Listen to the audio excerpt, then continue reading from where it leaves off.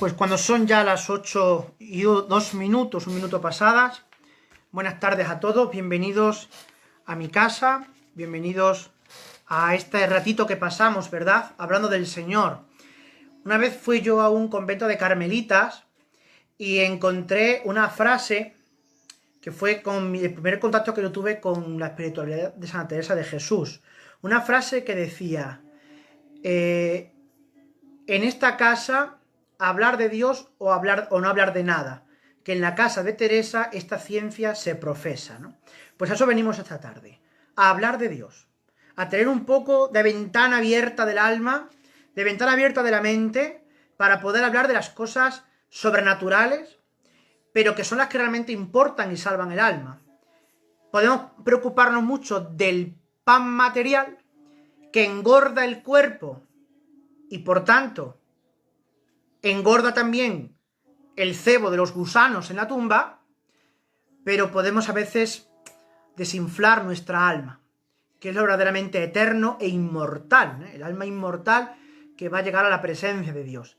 Pues venimos también a alimentar el alma en este ratito, a gozar un poquito de la misericordia del Señor.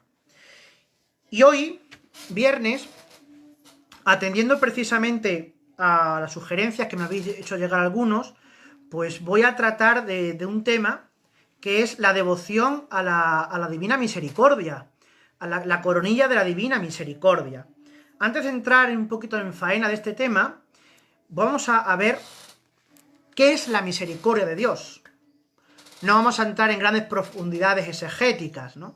Porque hay en hebreo, en la Biblia encontramos distintas palabras que luego se tradujeron al griego para hablar de misericordia, para entender qué es la misericordia de Dios, ¿no? La más que nos puede sonar a nosotros es la palabra eleison, de verbo eleos, que significa misericordia, justificación.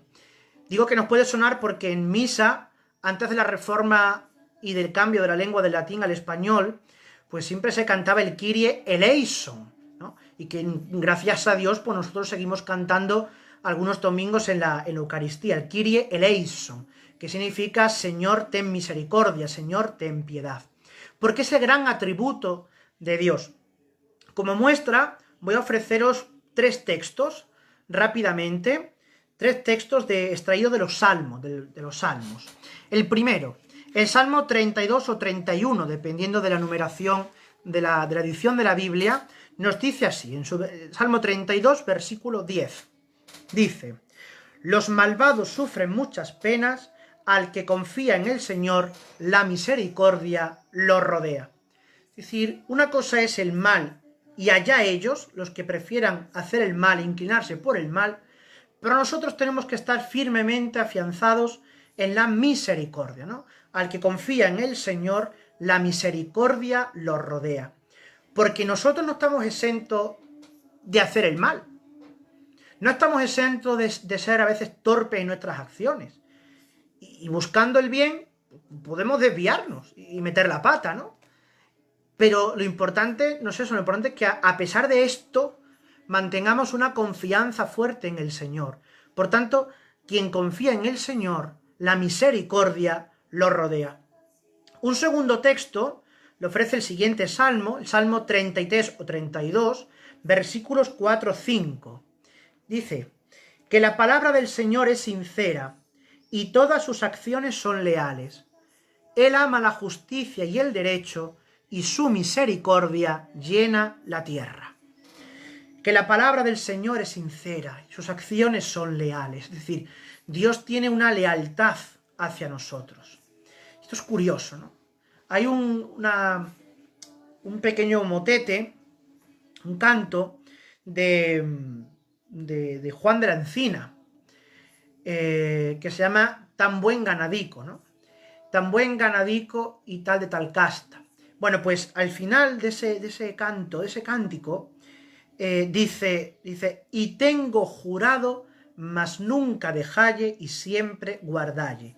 Sí, el Señor se ha jurado con juramento eterno guardarnos y cuidarnos siempre y no abandonarnos nunca.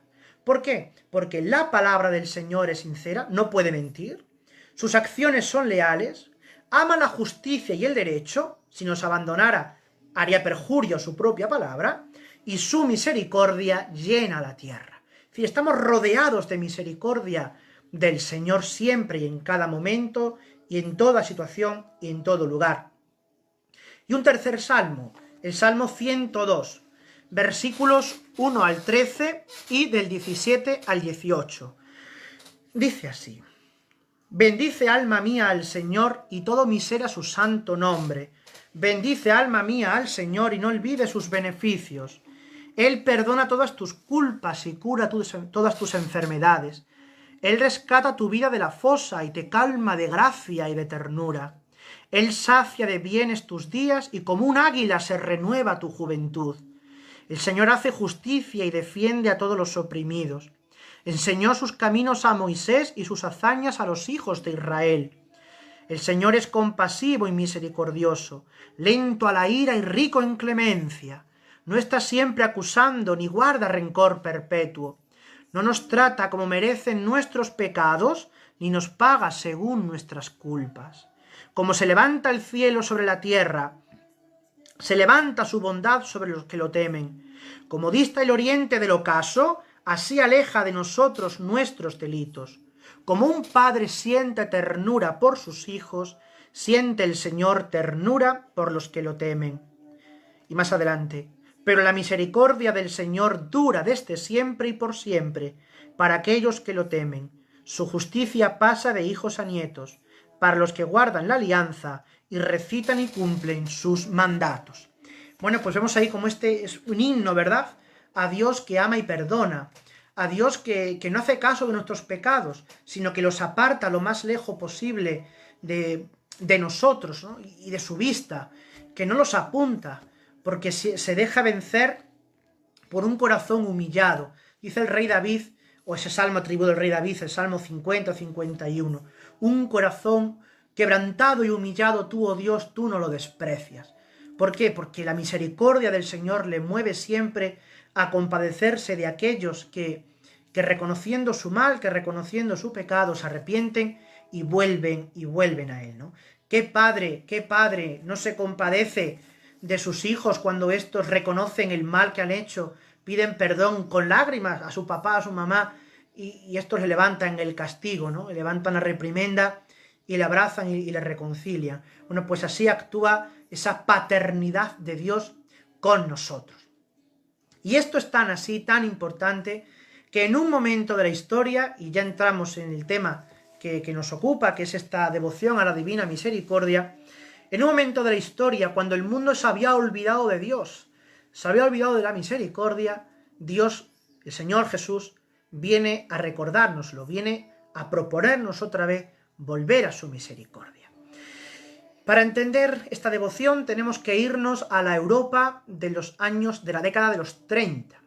Estamos hablando de una Europa que ha salido de la Primera Guerra Mundial, que es desde 1914 a 1917, de una Europa que en Oriente, la parte oriental, Rusia, pues ha iniciado su revolución y por lo tanto su cambio de régimen, la muerte de los zares, ese régimen zarista, y comienza la revolución rusa y la instalación del comunismo, y por tanto la ampliación de las fronteras rusas y del comunismo soviético, que se va a extender, entre otros lugares, en la década siguiente, a Polonia. Estamos hablando de que ha caído la bolsa en el año 1929, y por tanto la década de los 30, entramos en el crack del 29, en una de las grandes crisis económicas que se cobró muchas vidas humanas, ¿no? Hubo suicidios, fue un desastre en todos los niveles. Y en España, en la década de los 30, pues se acaba la monarquía, o mejor dicho, hay un parón en la monarquía del reinado de Alfonso XIII. Habíamos salido también de la dictadura, o dictablanda, según se mire, o según autores, de Primo de Rivera, y en los años 30, año 31 en concreto, se instaura el régimen de la Segunda República en España, ¿no? Que luego va a llevar todo esto, que es a donde voy, todo esto, tanto a nivel español como a nivel europeo, pues va a llevar a una Segunda Guerra Mundial en el año 39, con matanzas y genocidios que todos sabemos, la Shoah, por ejemplo, ¿no?, de los judíos, los nazis, los comunistas, los fascistas, italianos. Es decir, todo es un mare magnum, un totum revolutum que va a afectar a Europa y del 36 al 39 pues va a afectar también a España en la guerra civil.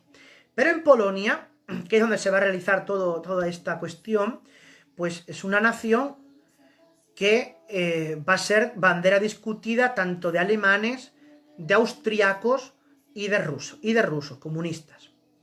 Por tanto, ahí se produce esta visión que tiene una monja que era miembro de la congregación de las Hermanas de Nuestra Señora de la Misericordia, una congregación polaca sita en Cracovia. Allí hay una monjita joven, muy jovencita, llamada Faustina Kowalska, ¿no? Santa Faustina Kowalska.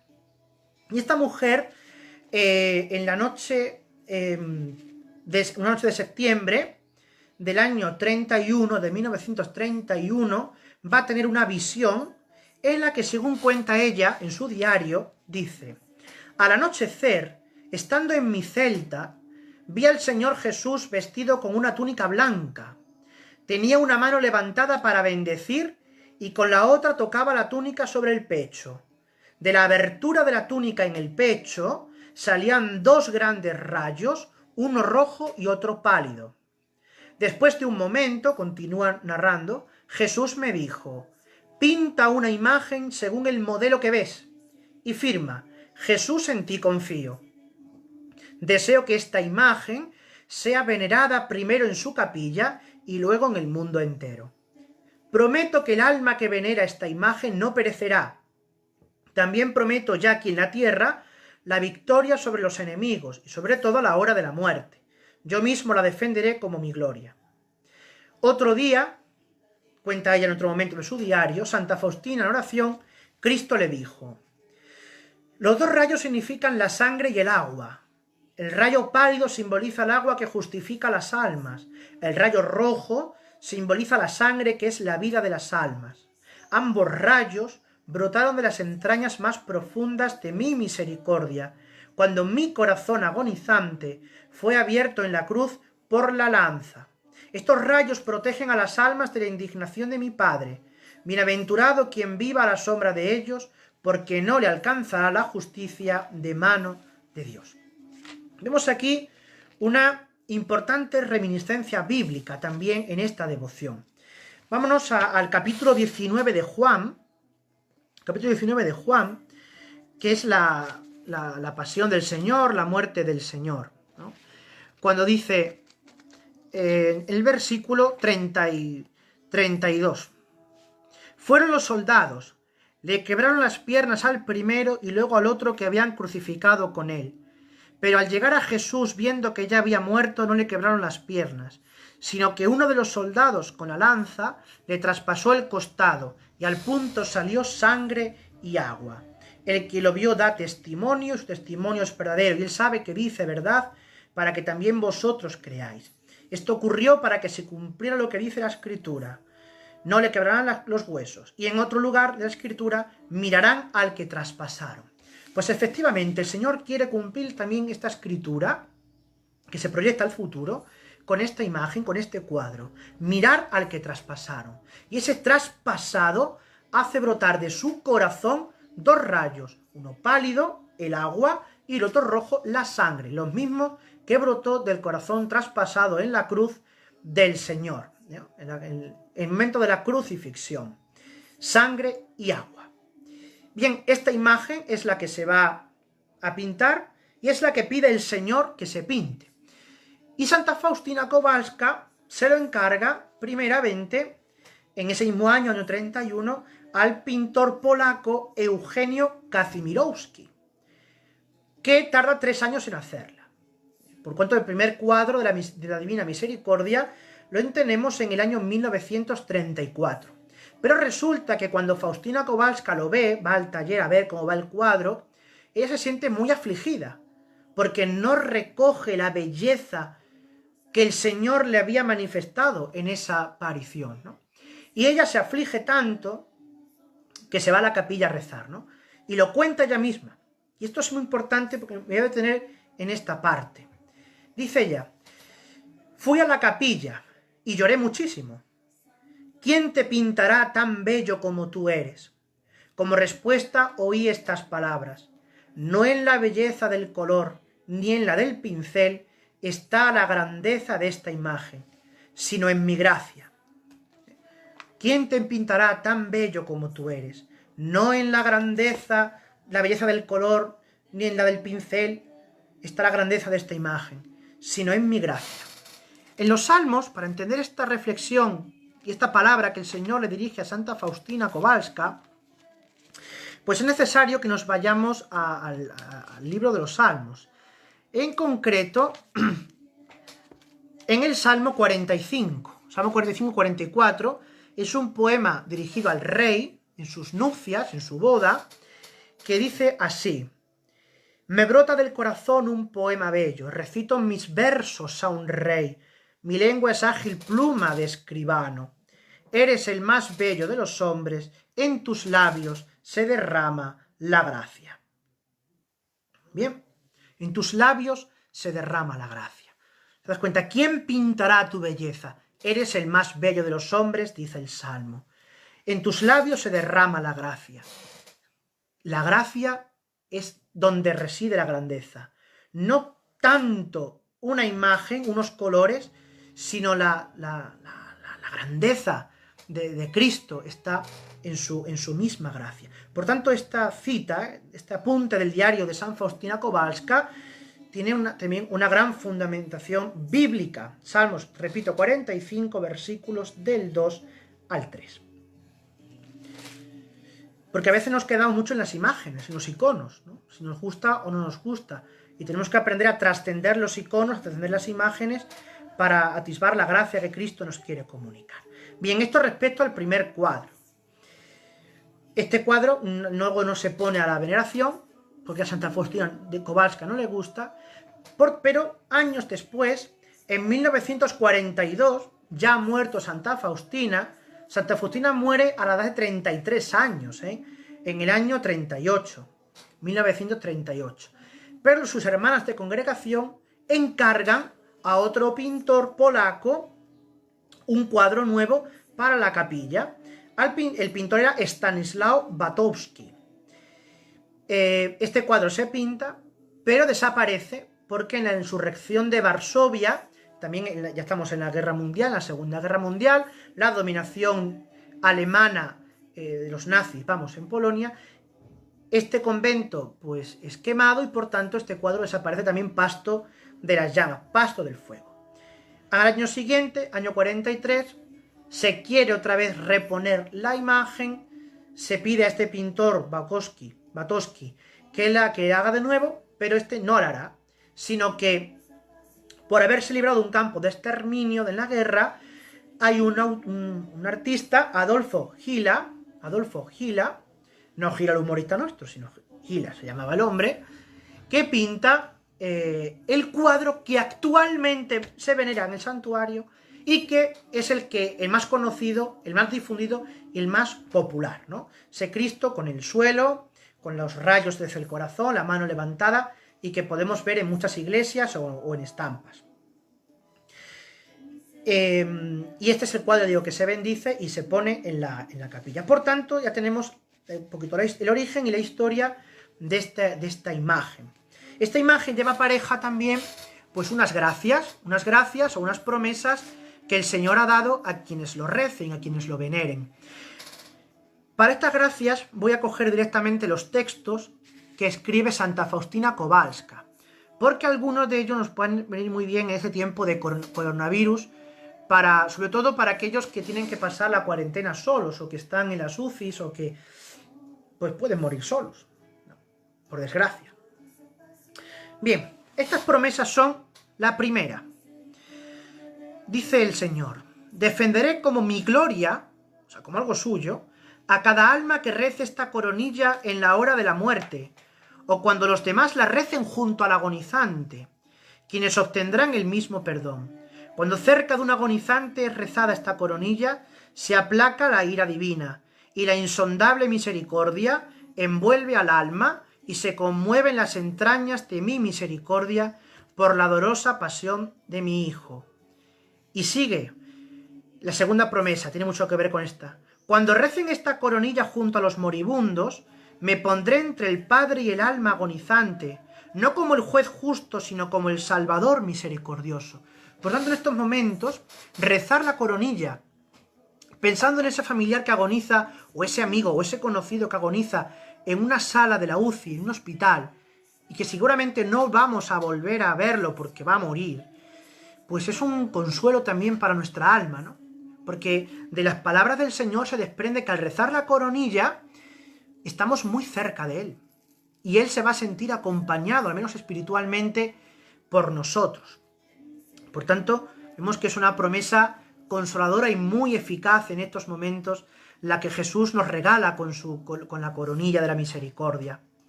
La tercera promesa, también extraída del diario Santa Faustina, dice: reza incesantemente esta coronilla que te he enseñado. Quien quiera que la rece, recibirá gran misericordia a la hora de la muerte. Los sacerdotes se la recomendarán a los pecadores como la última tabla de salvación. Por tanto, vemos que el Señor aliga a este objeto de devoción, a este rezo, este rito piadoso, pues también unas gracias muy importantes para salvar el alma en el momento final, ¿no? Incluso pide que los sacerdotes la recomendemos a todos. La cuarta promesa dice: cuando la recen los pecadores empedernidos, colmaré sus almas de paz y la hora de su muerte será feliz. Claro, dice la segunda carta a Timoteo, el capítulo 2, nos dice que el Señor no quiere la muerte del pecador, sino que se convierta en su conducta y que viva, ¿no? Y el Señor quiere, es lo que dice Timoteo, tomando esta cita del Antiguo Testamento, el Señor quiere que todo el mundo se salve y llegue al conocimiento de la verdad. Por tanto, Jesús quiere que hasta la última hora, hasta el último instante de nuestra vida, nos va a dar momentos y tablas para salvarnos. Y una de ellas es, pues, rezar la coronilla de la divina misericordia. Y una quinta promesa: a través de ella obtendrás todo, si lo que pides está de acuerdo con mi voluntad. Por tanto, es un cauce de gran confianza para implorar la misericordia y las necesidades particulares que podemos tener respecto del Señor y de nuestra vida. ¿Cómo se reza esta coronilla? Bueno, pues hay muchos manuales, hay muchos tutoriales y fotitos en internet para ello. Normalmente, pues empieza en el nombre del Padre, del Hijo y del Espíritu Santo. Se reza un Padre Nuestro, un Ave María, el Credo, y después se van recitando una serie de oraciones utilizando las mismas cuentas que el rosario, ¿no? Ahora vamos a comentar estas oraciones. Terminando ya, pues se recomienda que se termine con la salve a la Virgen. Las fórmulas de la oración suenan un poco curiosas, ¿no? En cada cuenta se rezará la primera fórmula, que dice así: Padre eterno, te ofrezco el cuerpo y la sangre, el alma y la divinidad de tu amadísimo Hijo nuestro Señor Jesucristo, como propiciación de nuestros pecados y los del mundo entero. Bien, esta frase, esta ejaculatoria, es una breve fórmula, pero es una síntesis maravillosa de toda la teología de la Eucaristía. Pues sabemos, porque en la misa es un sacrificio, el sacrificio de Jesucristo actualizado de manera incruenta, que ofrecemos al Padre en la unidad del Espíritu Santo para la salvación del mundo y el perdón de los pecados. Por tanto, lo primero, Padre eterno, te ofrezco. Es decir, nosotros podemos ofrecer algo. Y ese algo, que es alguien, es al mismo Jesucristo. ¿Cómo viene expresado?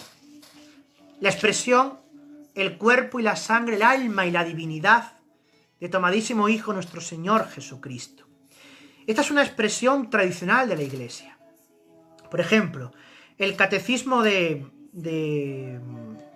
San Pío X decía: La Eucaristía es un sacramento en el cual, por la admirable conversión de toda la sustancia del pan en el cuerpo de Jesucristo y de toda la sustancia del vino en su preciosa sangre, se contiene verdadera, real y sustancialmente el cuerpo, la sangre, el alma y la divinidad del mismo Jesucristo, Señor nuestro, bajo las especies del pan y del vino, para nuestro mantenimiento espiritual. Es decir, estamos haciendo profesión de fe en la Eucaristía cuando recitamos esta pequeña fórmula. Porque decir cuerpo, alma, cuerpo, sangre, alma y divinidad de Jesucristo es decir Cristo entero, Cristo mismo, Cristo Eucaristía. Las palabras Padre Eterno te ofrezco, ya hemos dicho que es ese sentido de ofrecimiento que tiene el sacrificio de la Eucaristía a Dios. ¿Por qué? Por la redención del mundo entero. Por eso terminamos diciendo como propiciación de nuestros pecados y los del mundo entero. Luego, en las 10 cuentas que siguen, pues se repite la siguiente ejaculatoria. Por su dolorosa pasión, ten misericordia de nosotros y del mundo entero. Por su dolorosa pasión, ten misericordia de nosotros y del mundo entero. Para terminar, la última, diciendo, Santo Dios, Santo fuerte, Santo inmortal, ten piedad de nosotros y del mundo entero.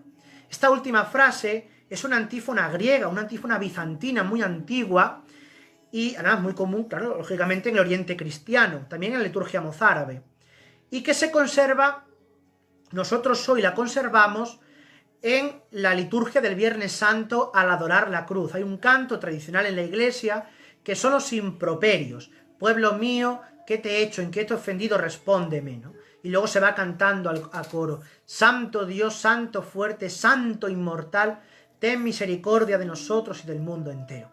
Claro, es lógico que Santa Faustina Kowalska la introdujera, puesto que Polonia hace frontera también con Ucrania y de los países donde, incluso la misma Polonia, pues hay comunidades cristianas, católicas y ortodoxas ya de rito bizantino, con lo cual es una fórmula pues ya muy conocida, muy extendida, y la metió también para conformar las oraciones, las fórmulas de la coronilla de la divina misericordia, ¿no? Es un canto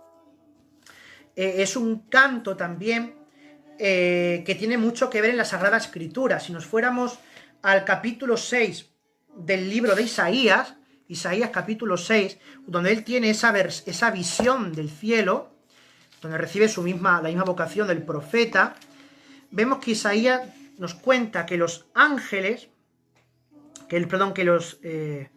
los serafines, Isaías capítulo 6, versículo 2 en adelante, los serafines, dice, cada uno con 6 alas, con 2 alas se cubrían el rostro, con 2 el cuerpo, con 2 volaban, y se gritaba un otro diciendo, Santo, Santo, Santo es el Señor del universo, lleno está la tierra de su gloria.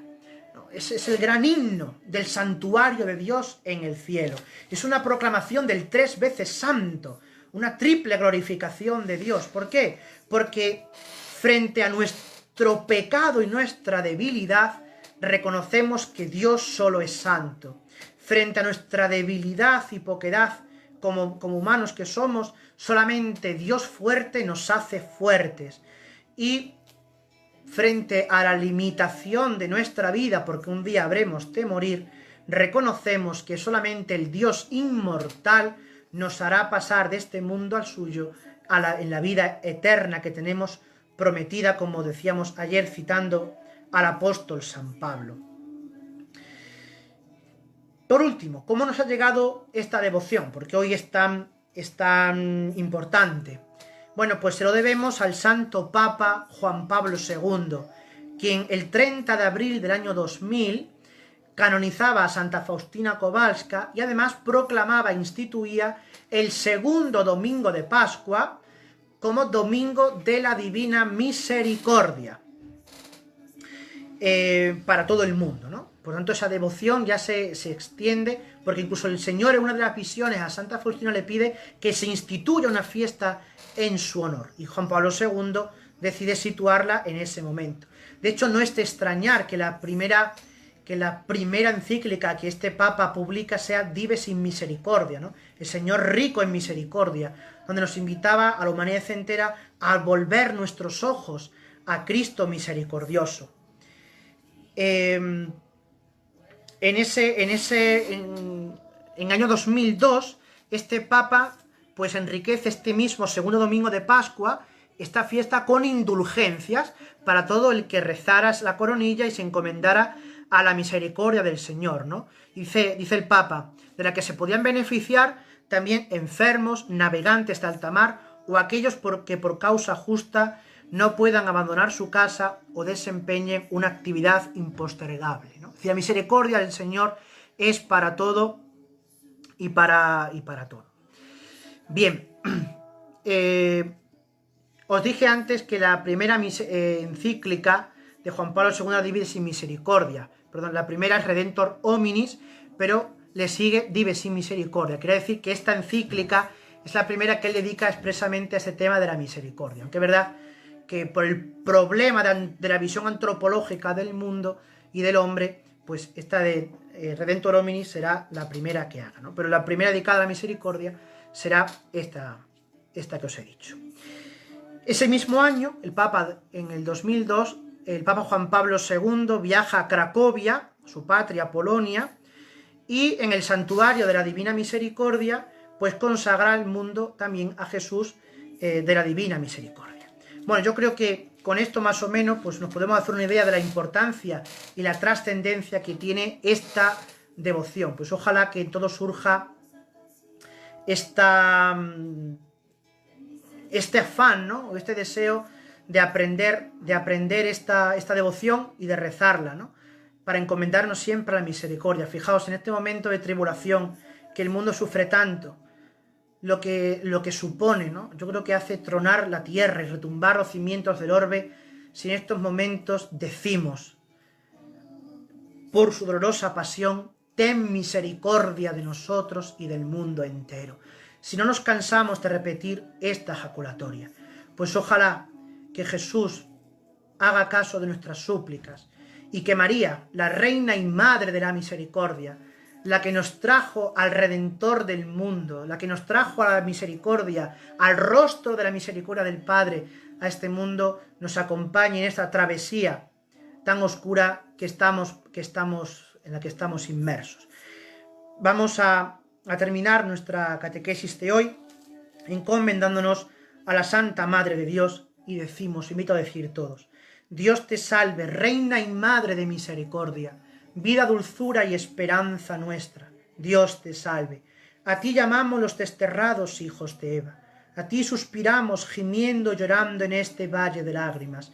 Ea pues, Señora, abogada nuestra, vuelve a nosotros esos tus ojos misericordiosos, y después de este destierro, muéstranos a Jesús, fruto bendito de tu vientre. Oh clementísima, oh piadosa, oh dulce siempre Virgen María, ruega por nosotros, Santa Madre de Dios, para que seamos dignos de alcanzar las promesas de nuestro Señor Jesucristo. Amén. Pues nada, el lunes volveremos pues con nuevas catequesis y los viernes, ya digo, voy a aprovechar para los temas que me vayáis sugiriendo, pues prepararlos y traerlos. Hoy, por ejemplo, pues será la Divina Misericordia, que uno de vosotros, de los oyentes, pues me lo sugirió. Así que nada, que tengáis un buen fin de semana y el domingo nos vemos y nos unimos todos en la patena, en el santo altar de Dios. Que tengáis buena noche.